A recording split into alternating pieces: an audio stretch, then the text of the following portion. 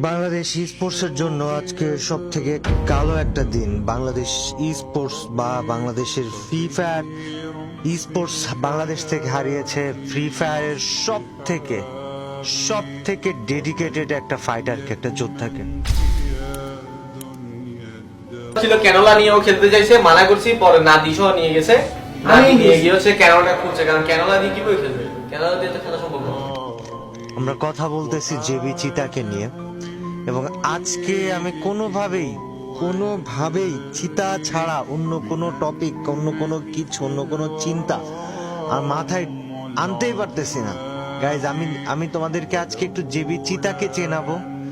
JB চিতাকে তোমরা হয়তো গেমে চিনো, ওর গেম খেলা দেখেছো বা ওর গেম প্লের ফ্যান ছিলে, বাট বাস্তবতা বা বাস্তবে চিতা কি বা চিতার বাস্তবতাটা কি, এগুলো আজকে একটু তোমাদের সাথে শেয়ার, মানে আমি আজকে চিতাকে নিয়ে দুটো কথা না বললে আমার আজকে ভালো লাগতেছে না। আমি পুরাটা টাইম, আমি যখন থেকে শুনছি যে চিতা ইন্তেকাল করছে, গতকাল রাত 2টার সময় মিরপুর 11-তে সে চিকিৎসাধীন অবস্থায় ইন্তেকাল করছে, তারপর থেকে আমার মাথা থেকে যাচ্ছেই না যে চিতার সাথে আর মাত্র 3 দিন আগেও আমরা কলে কথা বলতেছিলাম।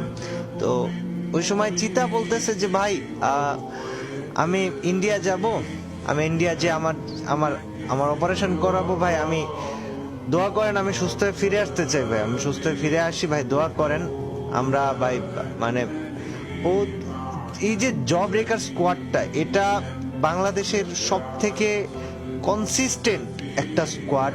আমি কখনো হয়তো এত আহামরি ওদেরকে বড় করে দেখায় ভিডিও টিডিও বানাইনি, কিন্তু মানে বড় করে দেখানোটা আমার ভালো লাগে না, কিন্তু ওদের যে কনসিস্টেন্সি, বাংলাদেশ ই স্পোর্টসের ইতিহাসে ওদের যে অবদান, জব ব্রেকার্স এই নামটার যেই মানে এই নামটার যে মাধুর্য, এই নামটার যে ভালোবাসাটা কাজ করে নামটা শুনলে, এটা বাংলাদেশে আর কোন টিম আছে বা কোন টিমের প্রতি এরকম কাজ করে? হয়তো অন্য টিমের প্রতি বাকিদের কাজ করতে পারে, বাট আমার ওরা বাদে আমার কারোর প্রতি এই ফিলিংসই কাজ করে না। এবং জব ব্রেকার্স আমার সাথে কানেক্টেড হয়েছে খুব কাকতালীয় ভাবে। তোমরা হয়তো যারা পুরাতন প্লেয়ার আছো, হয়তো যারা নতুন তারা জানবা না, এরা জানার কথাই না, যারা পুরাতন তারা জানবে যে জব ব্রেকার্স মানে ছিল নাইম আলমের স্কোয়াড। আর নাইম আলম আর আমার সম্পর্কটা ছিল একটু আলাদা রকমের, এবং নাইম আলম যখন ফ্রি ফায়ার ছেড়ে দেয়, জব ব্রেকার্স তখন মোটামুটি হারাই যায়, বলা চলে হারাই গেছিল, ওরা ছিল না, ওরা গায়েব হয়ে গেছে। হঠাৎ করে রোড টু গ্লোরি টুর্নামেন্ট আসে, আর ওই সময় শোয়েব ভাই এসে আমাকে বলে, কাব্য তোর কি স্কোয়াড রেডি হয়েছে? ততক্ষণে মিস্টার ট্রিপোলার, গেমিং উইথ তালহা বলো, জিকু ভাই বলো, জারাগা বলো, রোস্টেড বলো, মানে সব ইউটিউবারই তাদের টিম ফিক্স করে ফেলেছে। আমার তখনও কোনো টিম নেই, আমি প্যারাও নিচ্ছি না যে দূর, এটা নিব না, একটা টিমকে নিব না। তো বললো যে জব ব্রেকার্স আছে ফাঁকা। জব ব্রেকার্স ফাঁকা আছে মানে যে জব ব্রেকার্স তো এখনো কারোর সাথে যায় নাই? তুমি কি বলো, জব ব্রেকার্স আবার খেলতেছে? হ্যাঁ, ওরা তো রিসেন্ট টাইমে ব্যাক করছে। পরে শোয়েব ভাইয়ের কাছে এই কথা শুনে জব ব্রেকার্স এর সাথে একটা মিটিং অ্যারেঞ্জ করি, আর মিটিং এ উপস্থিত ছিল চিতা, ছিল তারপর ফ্রিক ছিল, মানে তানভীর ছিল, আমাদের সিয়াম ছিল, কুট্টুস ছিল, ওরা সবাই ছিল। ওদের সাথে আমার আনুষ্ঠানিক যাত্রা শুরু হয় এই রোড টু গ্লোরি টুর্নামেন্টের মাসখানেক আগে থেকে। এর মাঝখানে আমরা রোড টু গ্লোরি টুর্নামেন্ট খেলি, হেরে যেতে যাই, মানে 5টা ম্যাচ, ভাবো যে 6 নম্বরেরও পরের পজিশনে আমরা আছি। দাম করে মানে এই যে 5টা ম্যাচ হচ্ছে, 5টা ম্যাচে ফ্রিকের বা চিতার একই কথা যে ভাই প্যারা নিন না, সমস্যা নাই, আমরা জব ব্রেকার্স ভাই, আমরা এক ম্যাচে খেলা ঘোরাই দিই। তো 6 নম্বর ম্যাচে দাম করে এমন একটা গেম প্লে হইলো যে আমার মনে হয় বাংলাদেশ ই স্পোর্টসের ইতিহাসে এটা অন্যতম একটা সেরা ম্যাচ আমার কাছে। আর আমরা সেকেন্ড হই রোড টু গ্লোরি টুর্নামেন্টে। তো চিতা ওই সময়, চিতা, ফ্রিক, কুট্টুস সবাই ছিল।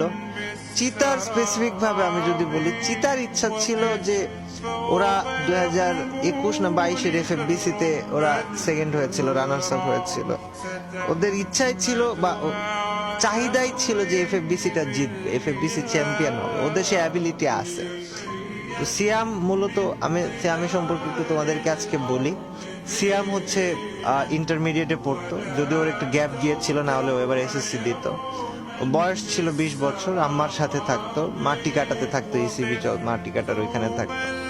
তো সিয়াম অসুস্থ হওয়ার পরে খুব বেশি দিন লাগে নাই, আমাকে ফ্রিক জানাই যে ভাই সিয়াম তো এরকম অসুস্থ, ওর তো লাংস ইনফেকশন হয়েছে। আমি ওর সাথে কথা বলি, মানে জিজ্ঞেস করি কি অবস্থা। বিশ্বাস করো ভাই, মানে কসম খোদার, ও যে একটা ছেলে, ও যে একটা মারা গেছে, ও যে একটা ছেলে, ওর কথাবার্তা কোনো জায়গায় তুমি বলতেই পারবা না যে ছেলেটা অসুস্থ, মানে ও অসুস্থ, বা ওর কথার মধ্যে এরকম ধরনই নাই। এরা আসলেও অন্যরকম একটা ছেলে, একটা ফাইটার তো ফাইটারই, মানে